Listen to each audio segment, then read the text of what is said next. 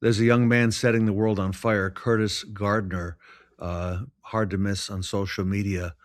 He's a technician in Texas, and not just any technician. I have a great, profound respect for him. I know the number of hours he generates every year, and he is a great, great find and a true friend of the industry, and wants to make all of us, including himself, better. Curtis Gardner, welcome back to the Fixed Ops Roundtable. Thank you, Ted. I really appreciate it. It might be a small fire. One day we'll get to a bonfire, but we're just starting Oh, out. So. no, you're on your way. Congratulations on I love the podcast. You got a lot of episodes out now. Um, Everybody, if you're on Instagram, Curtis Gardner, very prominent there and all over social media. Curtis, one of the things that you're known for is the video MPI. So I thought maybe today you give us a crash course in how to do that perfect video MPI. And I think it's one of the most important things that we need to know in our industry. Yeah, I mean, it's one of those things that is becoming more and more frequent. More shops, dealerships are asking about it. Customers have even been asking about it, and I think we still get a ton of pushback from technicians, and you know, but we're not here to talk about that. We're here to talk about the technicians who are doing the videos. How can they do a video that builds value in themselves, the dealership, the process, and their work? So their approvals go up, their trust goes up, and then hopefully that customer comes back asking for them next time. And you see a lot of that because I know you do a lot of that. So, um, what are some of the some of the foundational elements that you got to have in place in order to make this happen? Let's talk about the prep. What do you do, Curtis Gardner, in the real world at the dealership? Yeah, so I'll just kind of say when we first started video inspections, we had some pretty basic stuff to use. They wanted us to use like an old iPod with a huge gimbal, and they wanted to use all this crazy stuff. And it's just, I think they overcomplicated it at first, and we all had to share the devices. And so I was one of the first few people that asked, can I put it on my phone? Can I use my own microphone? Can I use my own flashlight, my own tools for the video inspection? So I invested in a microphone so people can hear me clearly, because I Wow. mean, the video sounds great, but if you're all you hear is torque wrenches and or air guns and Yeah, air yeah. hoses, and you don't even hear the technician, then what's the point of the inspection? So say the first part is get a good microphone. Make sure you have a flashlight or some way to illuminate the video, because sometimes some of the apps won't let you use the flashlight on your phone to illuminate whatever you're talking about. Oh, Now, good point. Yeah. Okay. yeah, I also use a laser pointer at times, or I will use gauges and other indicators, as much physical uh, elements I can in the video so that everything's crystal clear when I'm doing the video. So And after it I, looks professional when the customer watches it too. yeah, yeah, and then it's you don't have to explain it if they can see the tire gauge, if they can see the brake gauge, if they can see the leak because you're pointing at it with your flashlight or your laser pointer. It's right there, and you're not kind of like, oh, it's that rubber black thing up there in the corner. It's already. The faster you can highlight it, the faster you can get the video done, and the faster you can move on. Which is all about how fast can you get that video done, saves the technician as much time as possible. It's brilliant. When you first started The doing that, you mentioned they wanted everyone to share one device. Did you get some pushback? Like they said, "Who does this guy think he is?" Right? Wants to do it on his own phone with his own stuff, or no? Yeah, I at first I kind of asked for my own device. I was like, if you guys want us to use this, can I have like my own? And then they were like, well, no, we got to share. And I was like, well, can I use my own? Because I don't have the time for sharing this device or waiting. If I need to do a video and I've got three Yeah. people ahead of me, I mean, that's potentially 15, 20 minutes. And technicians, that time is money. So I was like, how can I do these video inspections faster? And by the I will way, also say, I heard you say in a recent panel that you run uh, this like a little like your own business, okay, in the shop. Um, Tell us about that because the I think the video MPIs are a big part of having your own business. yeah, I try to treat every customer and car like it's like I'm like you said, it's my own business. So I'm just like, how can I get that car in a timely manner? How can I diagnose it or look it over, inspect it, and then perform my video inspection and get that car out as fast as possible so that I can get the next car in? And that being is as long as those cars are rotating in and then I can send quotes, I can do my videos, and then I'm able to either do the work while it's in the stall or put it outside so I can look at that next car. So I'm always taking on more tickets, taking on more customers, trying to build those relationships with the customers in the videos, and doing it in a way that is saving me or I'm not spending a super amount of time. So it's at first when I do the videos, I would have to do a video two or three, four times before I'd get it right. And one thing that really helped me was a sticky note and a script. So I'll take a sticky note and I'll show you, and I'll take my little sticky note and I'll stick it on my phone. I'll stick it at the top here. So I have all my measurements. I have some of the words I want to say. I have some of the things that are important to remember. So I'm not looking back or referencing or looking behind me to try to remember whatever I wrote down or, You're looking you at know, the camera. yeah, I'm looking exactly at the camera. I've got my sticky note here. I've got all my little notes that I need on it. If the apps let you pause, that's even better. You can write two sticky notes so you can switch it out halfway through. And I was just able to start these video inspections with the script. And that was going to lead me into the next part of the introduction. But before I get too far into that, is if you're using your stall like a business, whether you have one stall, two stalls, three stalls, it's getting those cars in, getting them inspected, getting those quotes sent. Even if there's no quotes to send, getting it dialed, getting it fixed, getting the parts ordered. You're always pulling a car and you're always pulling a ticket in and you're getting it in, out. And it's this revolving door of cars within your stall. And the video inspection has allowed me to communicate on a deeper level with customers and advisors and even showing other technicians on how they can do it as well. Do you have any help pulling cars in? Is that all you, or do you have somebody assisting you? I've done both. I've had an apprentice and I've done it myself as well. And it goes as simple as knowing the car you're going to pull in before you pull the one out. I think a lot of people just overlook that, but I want to make sure I know exactly what car I'm pulling out because I have to walk past the parking lot on my way back. So it's like I pull the car out, I know exactly what I'm pulling in.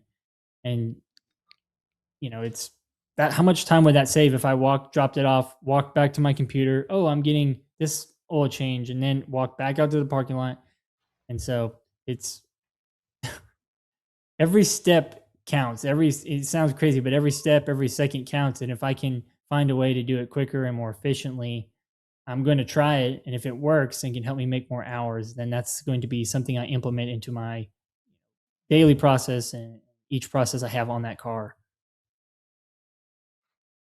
So it, it's a pretty in-depth Oh, dive into being efficient is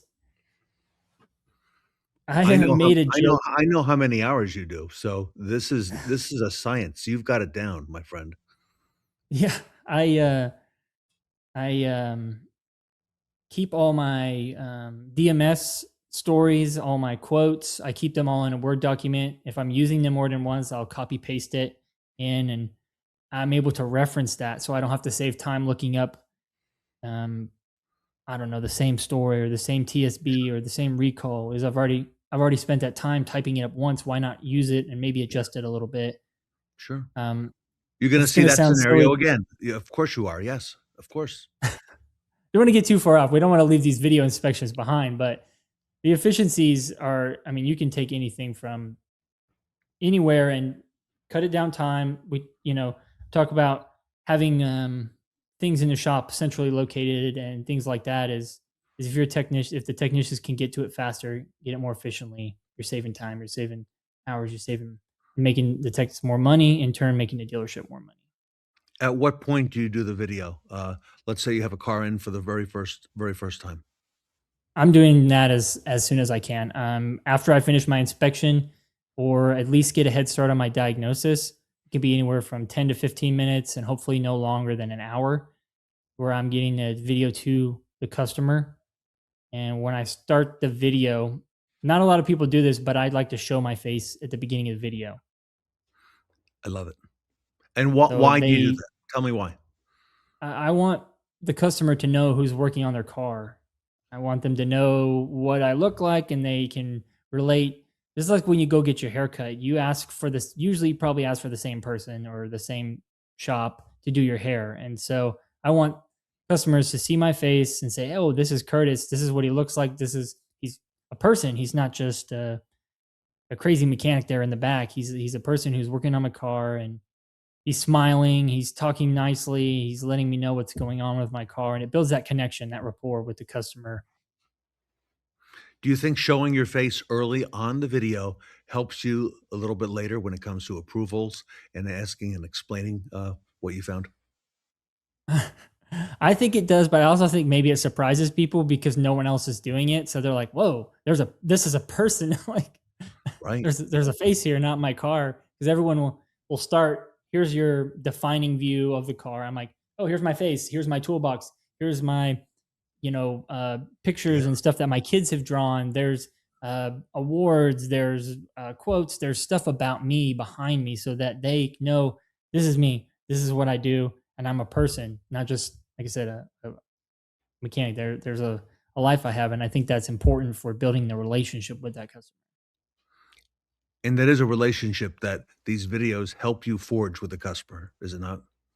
That's my goal. It's not just to get approvals and not just to explain things, but to be someone's technician, to be the technician and build that connection with the customer. So what's next? You do the video early in the process. You said you have the tools, professional tools so that the customer can see, they can read the gauge. They don't have to guess. They can watch and see, show and tell. You show your face. What comes next? Yeah, so I'm introducing myself. I am saying I'll just kind of read my intro because it's basically muscle memory and I can just read it off. It'll give a good example as well as hello, thank you for choosing Technar. My name is Curtis and I'll be working on your Q5 today. Just using Audi since I'm still there. So it's hello, my name is Curtis. Thank you for choosing Technar or the dealership or shop name. So you're putting your name, the value of the dealership, and then you're identifying the car they're working on because in some rare cases you do take a video on the wrong car. So it's pretty pretty good to let them know that you're working on their car. And Is then the car in the air on the lift? I think sometimes you can have it both ways. I think depending on what the repair is Okay. and what the inspection process is, the mileage, things like that. There's variations to it. I think also knowing the situation about what you're doing on that car ties into the efficiencies. If I'm looking under, if I start under the car, I like to start where their concern is, which will be the next thing on the video Right. is start where their concern is. So if their concern is about if you're just doing a service, then start with maybe the engine bay or underneath where you're draining the oil, and then start there. Start with why they're there. If they're talking about like a concern inside the vehicle, start inside the vehicle. As silly as that sounds, is you Sure. want to be able to talk as fast as or don't want to talk fast, but you want to talk about their concern as the first thing because that's why they brought their car and they didn't bring it in for the upsells or the multi-point inspection or all the stuff that comes with it. So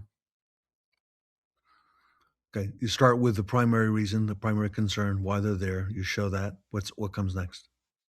yeah, I'm doing the safety items first, things that are the most important, considered red in the multi-point inspection or safety items, and I go from there. I'm doing safety items, reliability, and then if I have time, I'll touch on maintenance. But honestly, there's plenty of times where I've skipped over the maintenance because I would just consider it less important. I'd rather spend the time in my video inspection talking about the important things on their car so that they don't lose interest by the end of the video.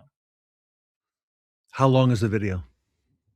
I've done videos that are 30 seconds long and I've done videos that are 4 minutes long. I try to keep it around a minute and a half to 2 minutes, but I also want to inform them about their car. So I'm not afraid to go a little bit past that as long as I'm relaying the information in a way that I think best represents the safety of their car and the things they need to know about it. And how do you conclude the video? What do you say to wrap it up? Yeah, so I always talk about some of the things that customers think about the most is their fluids and their tire pressures. So I'll Yeah. say, as I finish up the service and repair, I'll be double checking your fluids, making sure that they're filled and topped off, as well as setting your tire pressures as specifications. Thank you for choosing the dealership name, or thank you for choosing Technar. Once again, my name is Curtis. Have a great day. Okay. So You good. do this before you actually check and top off fluids or after? I do the fluids and the tire pressures last.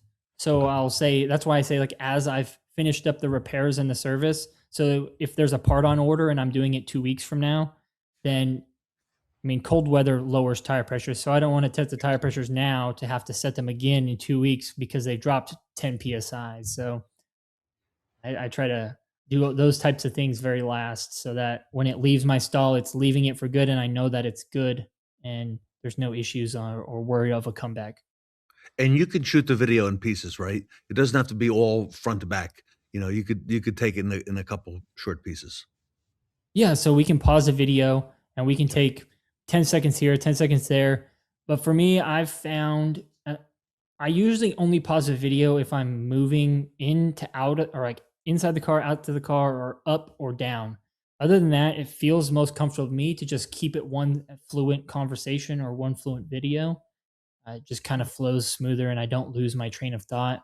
Sometimes when I do lose my train of thought, I can pause and be like, okay, what was I going to say? And so it comes in handy in some other ways. Just a personal question because you work on so many vehicles. Do you ever, after a while, do you ever maybe lose track? Did I say this already to the customer, or is this, I'm thinking as you get into the day, into the week, and so on. You've got so many cars you've done. Does it all run together at some point? Yeah, sometimes I'll catch myself talking about a car that I just worked on or one that I'm going to work on. Or some I have two stalls, so sometimes I'll start looking at one car and talk about, and then I'm like, okay, I need to either start over or I mess that up. But it's not too. Sometimes I'll send the I've accidentally sent the wrong video to the wrong customer because I've selected it wrong in the app, and that's usually just me not checking it when I should. So I've implemented is verifying the VIN before I'm sending my videos, and ensuring that the right video is getting sent to the right person. Do you send it, or is there a like a service advisor who sends the video? Who actually sends it to the customer? We have the option to do both, but I encourage the service advisors to watch my video. I want them to know exactly what I'm talking about so that when they do contact a customer, they know this is what Curtis said, this is what Curtis is talking about, and they already know that way if the customer asks them a question, they already have the information and knowledge from the video. And it does take up their time a little bit, but I think also I build my videos so that the advisor has to do less work because I want to help them sell that job. I want to help them inform the customer. I want to help make their job easier in when it comes time for that contact point. What else? What else do I need to know? Do it a lot. The more you do it, the better you do it. You're going to get more. I could probably do a video with my eyes closed and just know that the process, I start in the same spot every time. I start usually with the same type of wording and the same verbiage, and understand and ask for feedback. So if the guy next to me, he's doing videos and I see him um, talk about something a certain way, I'll be like, "Oh, what did you just say in that video?" And then like listen and be like, "Oh, I really like that." And then don't be afraid to try new things in the video and ask for feedback, especially from customers. I love feedback from customers when they say, like, "Oh, that video was great." I was like, makes it all worth it. I really enjoy the feedback from my peers, and I encourage people watching this, if you're a manager or something, is share the feedback you receive with the technician doing the video. If you don't, that feedback's going to go a long way. It's going to encourage them to do the video too because they're getting positive feedback on it. And if a customer took the time to give the feedback, yeah, we gotta listen to it and we gotta share it. I love that. Yeah, absolutely. All right. Any other advice for our industry? Here we are, early in the year. a lot of things, a lot of technology happening, a lot of changes happening in the industry. Any advice for the techs and the managers, especially the managers watching today, um, that you'd give them, Curtis Gardner? I'd say communication is key. There's a lot of Yeah. uh, opposite opinions and thoughts on videos, and technicians aren't always happy to do new things, especially when you're introducing something like a video where they have to talk and stuff. So I think it's communicating and being a little flexible, understanding what works for them, what you're expecting or wanting from the video, giving them the proper training and way you want that video to happen, and then hearing them out because there might be things that you don't know about the video, whether that's the process, the procedures, the pay, whatever it is keep an open mind because if you want the text to do the videos, you have to be flexible. Curtis, if our audience watching, if somebody wants to reach out to you with questions or advice, are you okay with that? And I see down below you've got the Technar development. I know you're moving a lot of things in that direction. And how do they reach out to you if that's okay? Yeah, I've got the link below here to it's basically like a link tree, my stand store. It has my email address, it has all my social media platforms. It has some video inspection material on it, whether it's outline scripts.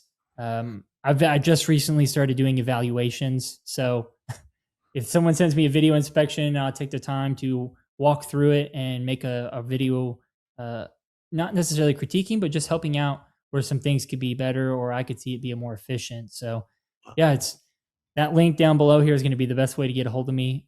Email will be the fastest way. Everybody, Curtis Gardner, a, a force in our industry, and I could tell this is just the beginning. We're going to see and hear a lot more of this young man over time, over a short time. Already, he's made a great impression. Certainly here at the Roundtable with a lot of our Roundtable anchors. He's become an anchor in a short time at the Roundtable. So, congratulations, Curtis, and look forward to what's next with you. So, Thank you, Ted, and thank you for having me on. I always appreciate it. yeah, this is a great segment, and appreciate and we want you to come back and tell us more. So, congratulations again. Curtis Gardner, everybody, Technar Development, how to do the perfect video MPI, here with us today at the Fixed Ops Roundtable.